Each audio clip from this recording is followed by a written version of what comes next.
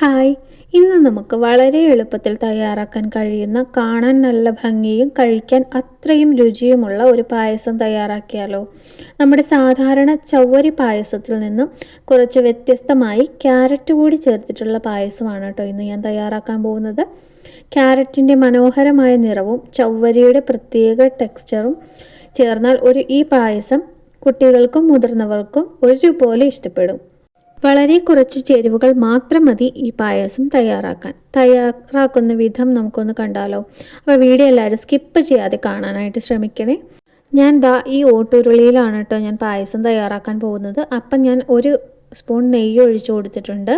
അതിലേക്ക് ഗ്രേറ്റ് ചെയ്ത് വെച്ചിട്ടുള്ള ക്യാരറ്റാണ് ഇട്ട് കൊടുക്കുന്നത്. ഞാനൊരു വലിയ ക്യാരറ്റാണ് കേട്ടോ ഇട്ടിട്ടുള്ളത്. നമുക്ക് എത്ര അളവ് ആവശ്യം വേണോ അതിനനുസരിച്ച് നമുക്ക് എടുക്കാവുന്നതാണ്. ഞാനൊരു വലിയ ക്യാരറ്റ്, അത്യാവശ്യം നല്ല വലിപ്പമുള്ള ഒരു ക്യാരറ്റാണ് കേട്ടോ എടുത്തിട്ടുള്ളത്.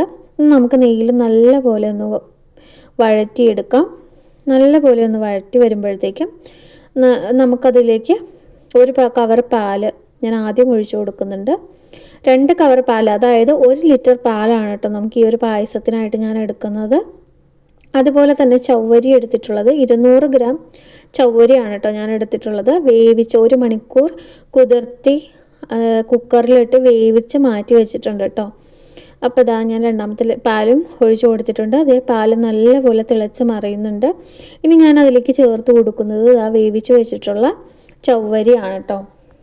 ആദ്യം ചവ്വരി നന്നായി കഴുകിയെടുത്ത് കുറച്ച് സമയം വെള്ളത്തിൽ കുതിർത്തി വെക്കാം. ഇങ്ങനെ ചെയ്യുമ്പോൾ ചവ്വരി പെട്ടെന്ന് വേവാനും നല്ല രീതിയിൽ മൃദുവാകാനും സഹായിക്കും. അപ്പം നല്ലപോലെ വേവിച്ചെടുത്തിട്ടുള്ള ചവ്വരിയാണ് കേട്ടോ ഞാനിപ്പോൾ ഇട്ട് കൊടുത്തേക്കുന്നത്. കാണുമ്പോൾ തന്നെ ഒരു ട്രാൻസ്പെറൻ്റ് ആയിട്ടിരിക്കുന്ന കണ്ടില്ലേ? നല്ല ഭംഗിയാണ് കേട്ടോ ഇതൊരു പായസത്തിലേക്ക് ചേർത്ത് കൊടുക്കുമ്പോൾ. ആ പായസം കാണാനും നല്ല ഭംഗിയാണ് കേട്ടോ. അപ്പോൾ പായസം നല്ലപോലെ തിളച്ച് മറിഞ്ഞ് വരുന്നുണ്ട്.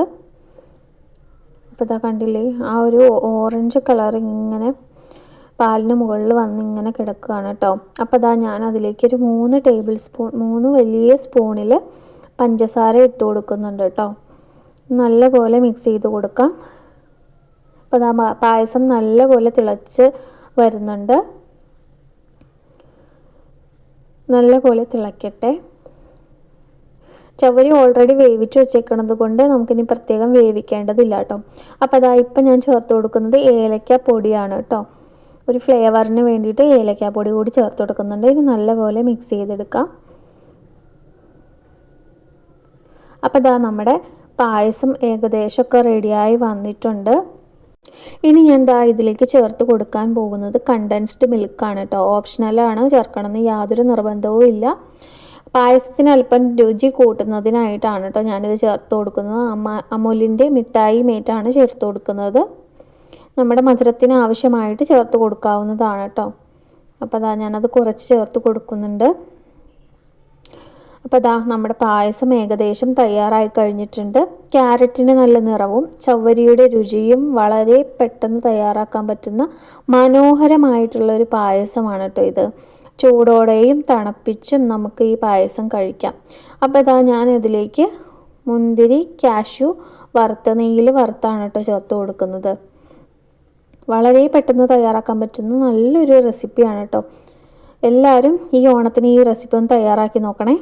അഭിപ്രായം കമൻറ്റിലൂടെ അറിയിക്കാൻ മറക്കരുത്. അപ്പോൾ അടുത്ത നല്ലൊരു വീഡിയോ ആയിട്ട് വീണ്ടും കാണാം. അതുവരെ ടാറ്റാ, ബൈ, സീ യു.